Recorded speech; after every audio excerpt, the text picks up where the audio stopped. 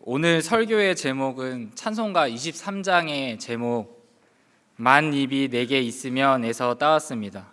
이 찬송가는 영국의 유명한 찰스 웨슬리가 1739년에 작사한 것입니다.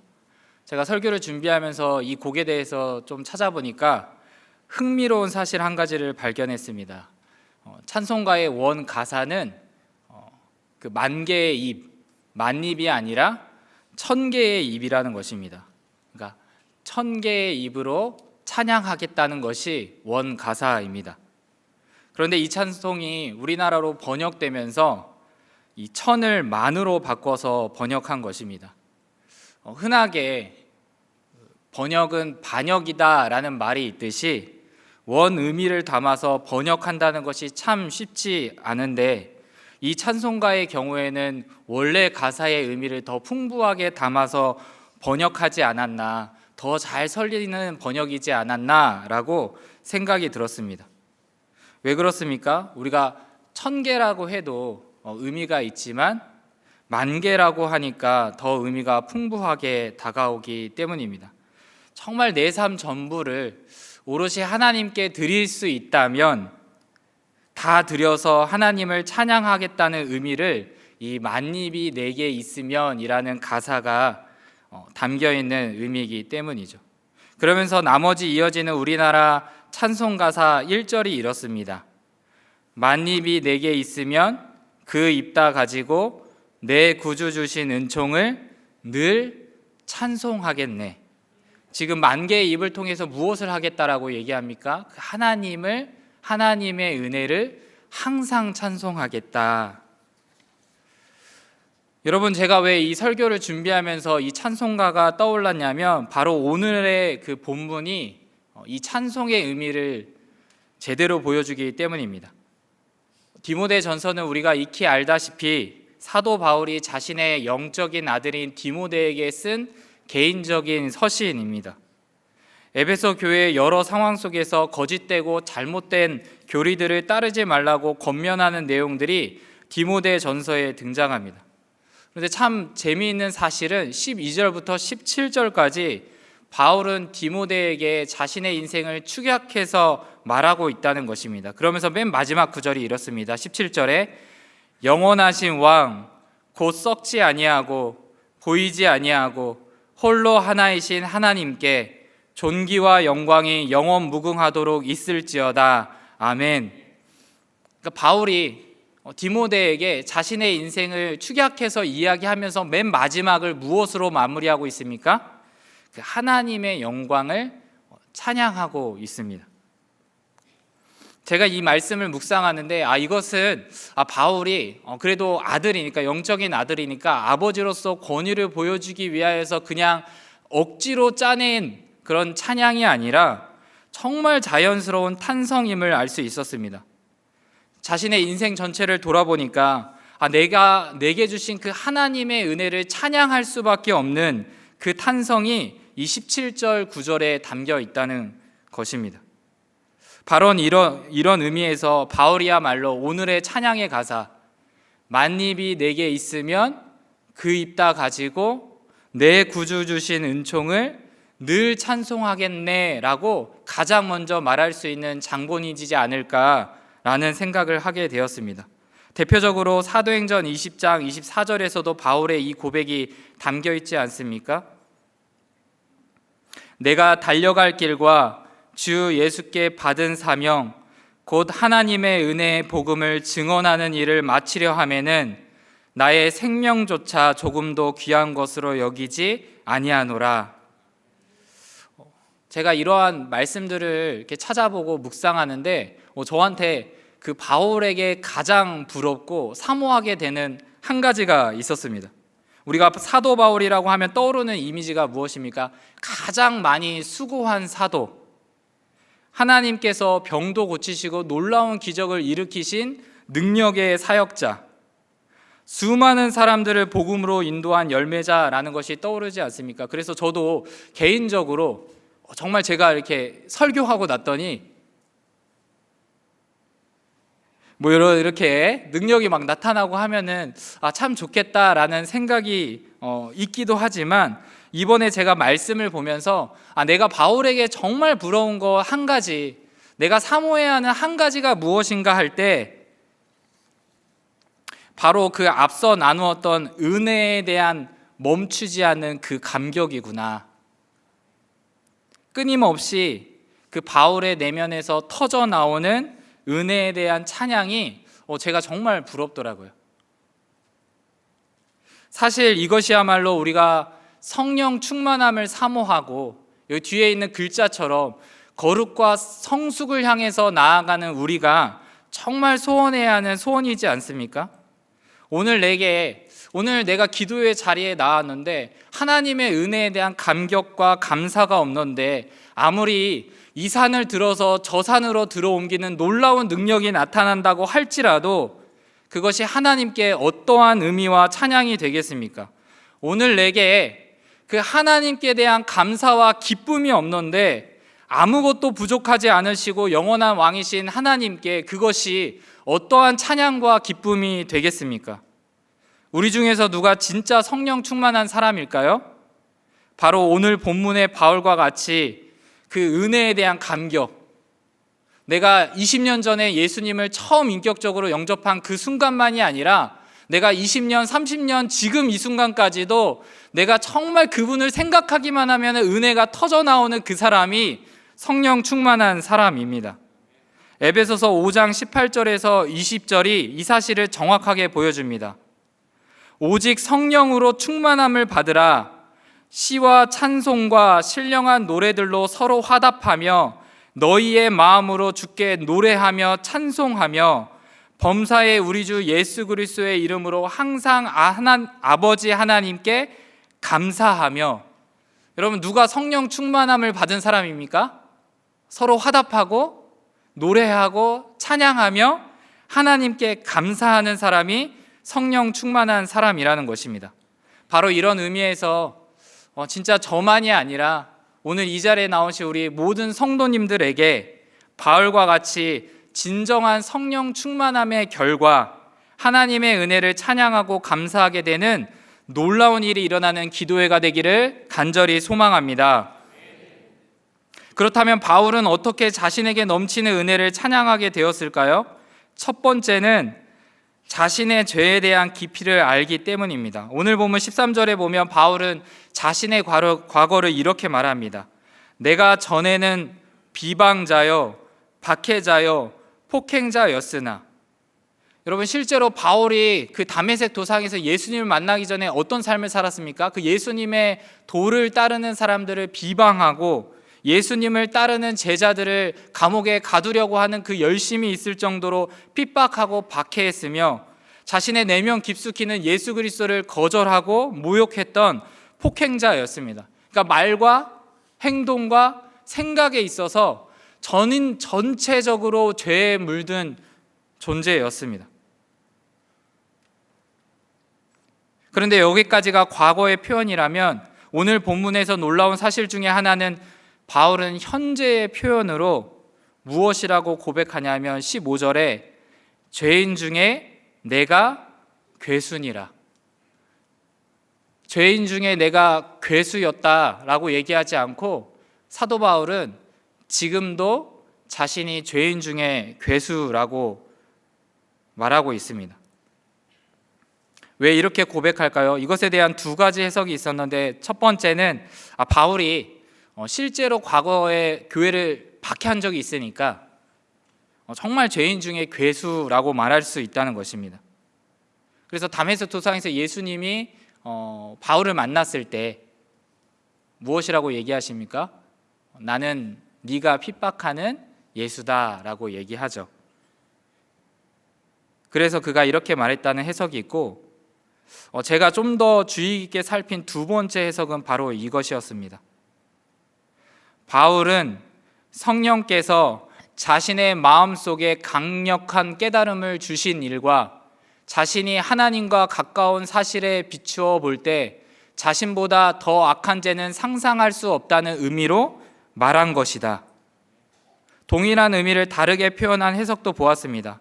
우리가 성령에 의해 죄에 대해 책망을 받게 되면 우리는 다른 사람과 비교하는 것이 아니라 오히려 그 모든 비교를 포기하게 된다. 왜냐하면 자신의 죄를 너무나 생생하게 깨달았기에 자기보다 악한 자가 있다고 생각할 수 없다. 그러니까 바울이 내가 죄인 중에 괴순이라 라고 얘기하는 것은, 여러분, 제가 예수님을 믿는데 내가 그 은혜에 대한 그 은혜를 망각하고 여전히 죄를 남발하고 있습니다 라는 의미가 아니고, 이 세상 그 어떤 사람보다 내가 숫자를 세어보니까 거짓말도 더 많이 했고, 도둑질도 많이 했고, 손가락질도 많이 했고, 미움을 갖는 생각도 많이 가졌습니다 라고 말하는 것이 아니라, 그는 분명 이전 것은 지나갔으니 보라 새 것이 되었도다라는 인생을 살고 있지만, 내가 이 경험한 은혜를 알면 알수록 그가 아는 것은 다른 사람과 비교해서 나의 죄를 아는 것이 아니라 그런 모든 비교의식을 싹 다 지워버리고 어떻게 나 같은 죄인을 그분께서 구원하실 수 있었지라는 의미라는 것입니다. 바울은 세월이 가면 갈수록 그는 자신의 죄에 대한 깊이를 알게 되었습니다. 그래서 고린도전서 15장 9절에 나는 사도 중에 가장 작은 자라, 에베소서 3장 8절에 모든 성도 중에 지극히 작은 자보다 더 작은 나에게, 그리고 오늘 본문에 죄인 중에 내가 괴순이라고 하는데, 여러분 점점 어떻게 됩니까? 심화되고 더 자신을 낮추지 않습니까? 제가 인용한 순서는 이 편지를 실제로 기록한 순서에 따라서 인용한 것입니다. 그러니까 바울이 내가 정말 그 십자가 복음을 알게 되니까 그가 알게 된 것은 무엇이었냐면, 나는 사도 중에 가장 작은 자라고 인식했었고, 그러다 보니까 시간이 흘러서 보니까 나는 모든 성도 중에서 작은 자보다 더 작은 자다. 그리고 마지막에 그가 점저시 깨닫는 게 뭡니까? 나는 죄인 중에 괴순이라. 여러분, 근데 이게 누구한테 하는 이야기죠? 1차 독자가 누구죠? 우리가 아니라 자신의 영적인 아들 디모데입니다. 한번 생각해 보십시오. 저는 아빠거든요. 물론 제 아들이 지금 5살이라서 아빠보다 아빠에게 더 잔소리를 많이 하는, 그래서 제가 권위가 잘 안 쓰지만, 여러분 대부분 부모님들이라면 잘 아실 것입니다. 여러분, 자녀들에게 나의 그 허물을 드러낸다는 것, 내가 진짜 너무나 미안하다라고 진실로 이렇게 사과한다는 게 너무 쉽지 않지 않습니까? 내가 분명히 머리로 잘못한 거 알고 내가 감정이 섞여가지고 내 자녀에게 함부로 했다는 것도 알겠는데 그 자녀에게 사과한다는 게 쉽지 않잖아요. 저만 그렇군요. 네, 그래서 쉽지 않은데, 여러분, 바울이 그 영적인 아들 디모데에게 내가 죄인 중에 괴수라고 얘기할 수 있다는 것이, 그는 나의 권위를 세우는 것에 초점을 두는 게 아니라 디모데에게 무엇이라고 이야기하는 것입니까? 디모데야, 나는 도저히 구원받을 만한 자격이 없는 죄인이다. 이것은 예수님을 만나기 이전에도 마찬가지였고 예수님을 만난 이후에도 동일하다. 단지 무엇이 다른가? 나는 용서받은 죄인이다 라고 하는 것과 같습니다. 여러분은 어떻습니까? 여러분, 우리는 어떻습니까? 여러분, 예수님을 만나기 이전에, 그리고 예수님을 만나고 난 이후에 바로 나의 죄에 대한 깊이를 알아가고 있습니까?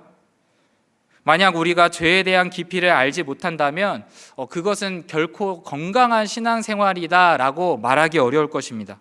왜 그렇습니까? 예수님께서도 이렇게 말씀하셨기 때문입니다.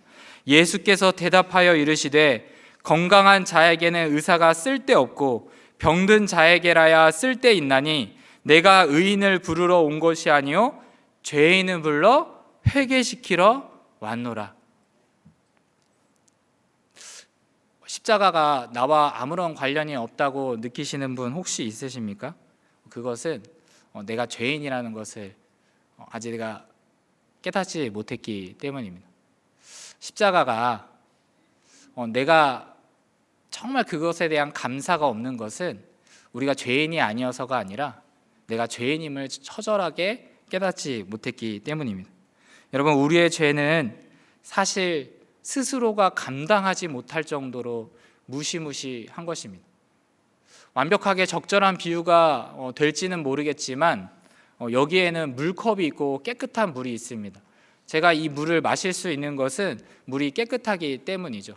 근데 이 물이 제 코딱지도 들어가고 제가 여러 가지 네 거니까 너 마실 수 있지 이렇게 생각하면 모르겠지만 여러 가지가 들어가서 한다고 하면 안 마시게 되잖아요. 더러워졌고 이미 오염됐기 때문에. 여러분, 검은 잉크 한 방울만 들어간다 할지라도 저는 절대로 이 물을 마시지 않을 것입니다. 왜 그렇습니까? 이 물은 이미 더러워진 물이기 때문이죠.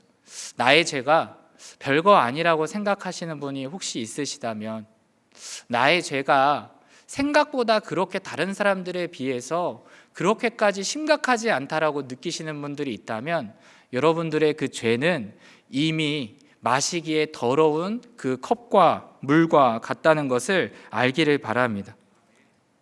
예수님은 다른 것을 위해 죽지 않으셨습니다. 예수님은 지금 설교하고 있는 저 자신의 죄와 이 자리에 있는 우리의 죄와 그리고 나와 함께 예수 그리스도를 믿고 있는 모든 사람들의 죄를 위해서 죽으신 것입니다. 만약 하나님께서 그 독생자 예수 그리스도가 죽지 아니하시고 우리의 죄를 해결할 수 있었다면 어떻게든 그 방법으로 해결하셨겠지만 도저히 다른 방법으로는 해결할 수 없기 때문에 죄 없으신 예수님이 우리의 죄를 위해서 죽어주신 것입니다. 따라서 성령 충만해질수록 우리는 무엇에 도달하게 됩니까? 나의 그 죄에 대한 깊이에 대한 진정한 이해에 도달하게 됩니다. 한편 바울이 성령 충만한 삶을 살 수 있었던 두 번째 비결은 무엇이었냐면 자신에게 넘치는 은혜에 대한 깊이를 알았기 때문입니다. 여러분, 놀라운 사실은 바울은 자신이 죄인됨을 고백하면서 우울한 자리로 나아가지 않습니다. 왜 그렇습니까? 왜냐하면 그는 이미 용서받은 죄인이기 때문입니다. 그래서 14절에 이렇게 고백합니다. 우리 주의 은혜가 그리스도 예수 안에 있는 믿음과 사랑과 함께 넘치도록 풍성하였도다. 15절에서도 믿보다 모든 사람이 받을 만한 이 말이여 그리스도 예수께서 죄인을 구원하시려고 세상에 임하셨다 하였도다. 죄인 중에 내가 괴순이라. 여러분, 바울이 지금 알고 있는 두 번째 사실은 무엇입니까? 내가 나의 삶을 돌아보니까 나는 신실하지도 않았고 비방자였고 박해자였고 폭행자요, 그런 사람이었는데, 그러나 하나님께서 긍휼을 베풀어 주셨다고, 하나님이 의인이 아니라 죄인을 구하기 위해서 이 땅에 오셨는데 바로 그 사실이 다른 누군가가 아니라 나 같은 사람, 나를 위해서 이 땅에 오셨다는 이 넘치는 은혜에 대한 깊이를 알기 때문에 그가 17절에 성령 충만한 찬양으로 나아갔다는 것입니다. 존 스토트 목사님은 14절의 구절을 이렇게 설명합니다. 은혜가 넘치도록 풍성하였다는 의미는 은혜가 호우대의 강처럼 넘쳐 흘러서 둑을 터뜨리고 그 앞에 있는 모든 것을 싹 실어간다는 것이다. 여러분, 왜 제가 넘치는 은혜의 깊이를 알기 때문이라고 표현했는지 아시겠습니까? 우리의 죄가 아무리 깊고 또 깊고 깊다 할지라도 그거는 은혜보다 깊지 않습니다. 우리의 모든 죄를 쓸어가시는 하나님의 은혜가 더 깊기 때문에 그렇습니다. 그래서 바울이 진짜 말하는 것은 이것입니다. 여러분, 절망하지 마십시오. 여러분의 상태 때문에 절망하지 마십시오. 예수님께서 심지어 죄인의 괴수와 같은 나 같은 사람에게도 긍휼을 베풀어 주셨습니다. 그분은 여러분에게도 긍휼을 베푸실 수 있습니다.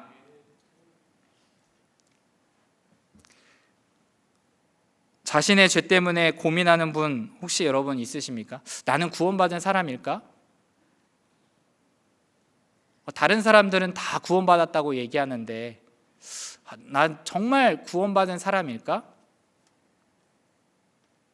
혹시 그런 주저함이 여러분 마음속에 숨겨져 있다면 우리 자신의 그 소리, 그 자신의 내면에서 나오는 소리를 선포하는 것이 아니라 오늘 이 본문의 말씀, 믿보다 모든 사람이 받을 만한 이 말이여 그리스도 예수께서 죄인을 구원하시려고 세상에 임하셨다. 내가 죄인 중에 괴순이라라고 선포하십시오.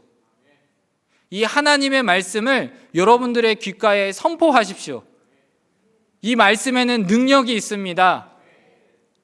나의 내면의 확신이 아니라 나는 신실하지 않는데 이 말씀을 내 귀에 선포할 때 그 말씀이 내 안에 믿음이 넘치게 합니다. 한편 혹시 이미 예수 그리스도께서 나를 위해 이 땅에 오셨다는 그 사실을 진실로 믿고 계신 우리 성도 여러분, 저는 여러분에게 묻고 싶습니다. 여러분들은 그 바울과 같이 터져 나오는 감격이 현재적으로 있습니까? 제가 12월에 태어났거든요. 그게 무슨 상관? 이러니까 표정을. 그래서 제가 12월에 태어났는데 제가 12월에 사실 추위를 좀 좋아하지 않습니다.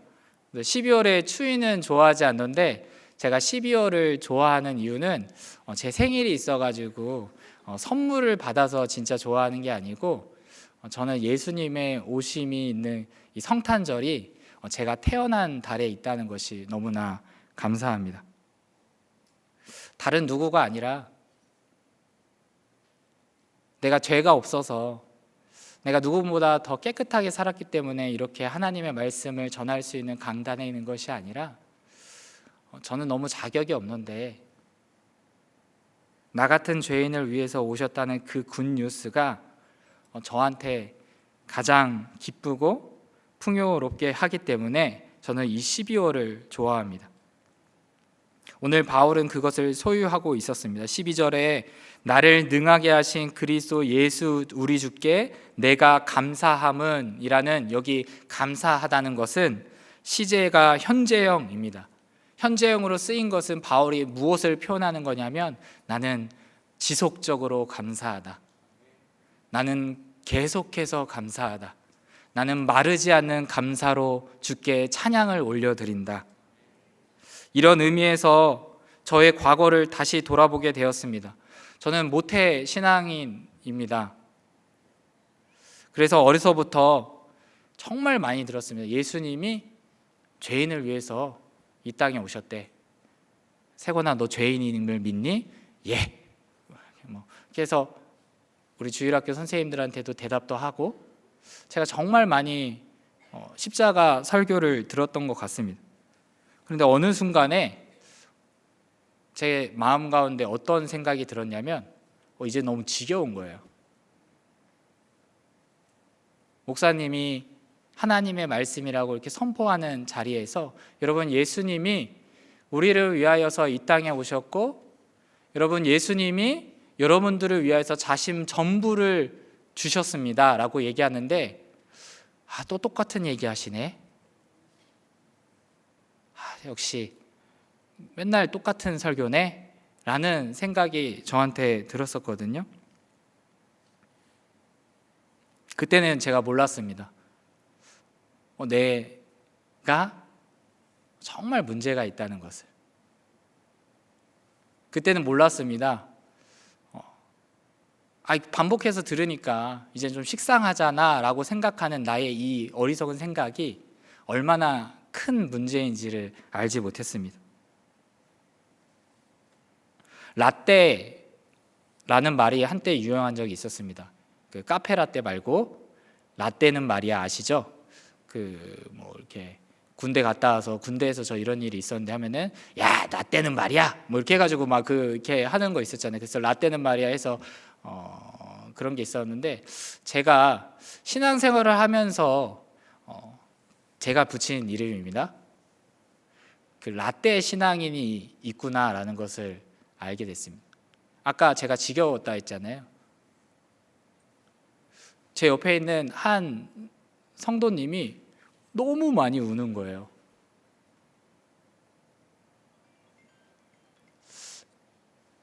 예배에 나가면 왜 우는지도 모르겠는데 우는 거예요. 근데 제가 뭐라고 생각했냐면 라떼는 말이야 나도 예전에 저랬지 라고 생각하고 그냥 거기에 멈춰 있더라고요. 다른 사람들이 아무리 은혜에 대한 나눔을 해도 그 바울의 이러한 찬양과 같은 모습을 사모하는 게 아니라 나도 그랬지. 나도 그런 순간이 있었지. 조금만 지나봐. 나처럼 될 거야. 막 이런 생각을 한 적이 있었는데 여러분들은 어떠십니까? 우리 예배당 본당 앞에 하나님은 사랑이시라 라는 문구가 적혀 있습니다. 요한일서 4장 10절에 사랑은 여기 있으니 우리가 하나님을 사랑한 것이 아니요 하나님이 우리를 사랑하사 우리 죄를 속하기 위하여 화목제물로 그 아들을 보내셨음이라. 여러분은 이 문구를 예배 자리, 기도의 자리에 나올 때마다 어떤 의미로 읽으십니까? 라떼 신앙인으로 읽고 계십니까? 아니면 정말 현재적으로 바울과 같이 뜨거운 신앙으로 이 문구를 읽고 계십니까? 아브라함 헷셀이라는 사람은 이렇게 얘기했습니다. 나는 하나님께 성공을 구한 적이 없다. 다만 경의와 감탄을 구했다. 그리고 하나님은 그것을 허락하셨다. 나는 하나님께 성공을 구한 적이 없다. 다만 경의와 감탄을 구했다. 그리고 하나님은 그것을 허락하셨다. 여러분, 하나님께 무엇을 구하고자 이 자리에 오셨나요? 하나님, 제 삶이 너무 힘들어요. 하나님, 제 삶이요 너무 감사한 게 없어요. 하나님, 너무 나한테 혹독하게 다루시는 거 아니에요? 라고 나오신 분 분명히 있을 것입니다. 여러분들의 그 인생의 고난, 그 깊이 제가 어떻게 다 헤아리겠냐마는 분명한 사실은 고난 중에도 우리는 감사할 수 있는 비결이 이 십자가 사랑 때문에 우리는 감사할 수 있다는 것입니다. 가장 귀한 삶이라는 찬양의 가사가 이렇습니다. 내가 복음을 알고 내가 복음을 믿고 내가 복음을 전하며 살아간다면 나의 삶은 가장 귀한 삶이라. 내가 예수를 위해 내가 살아간다면 나의 작은 삶 아무도 모른다 해도 나의 삶은 가장 귀한 삶이라. 여러분, 왜 우리가 십자가 사랑을 기억할 때 감사가 샘솟을 수 있고 가장 귀한 삶이라고 말할 수 있는지 아십니까? 우리의 죄 때문에 예수님이 죽지 아니하시면 그 죄가 해결될 수 없었지만 동시에 예수님이 우리를 위하여서 죽기까지 사랑하셨다는 그 진리 때문에 아무리 세상이 우리를 이리저리 평가하고 규정짓는다 할지라도 우리의 삶은 가장 귀한 삶이라고 말할 수 있습니다. 가장 고귀하시고 가장 높으신 분께서 우리를 사랑하시기까지 자신의 목숨을 십자가에 내놓으셨다는 것을 우리가 그 진리를 진실하게 믿는다면 우리의 삶은 가장 귀한 삶인 것입니다. 바로 이 성령 충만한 자의 고백을 우리 가슴에 품고 찬양으로 나아가는 시간 갖도록 하겠습니다.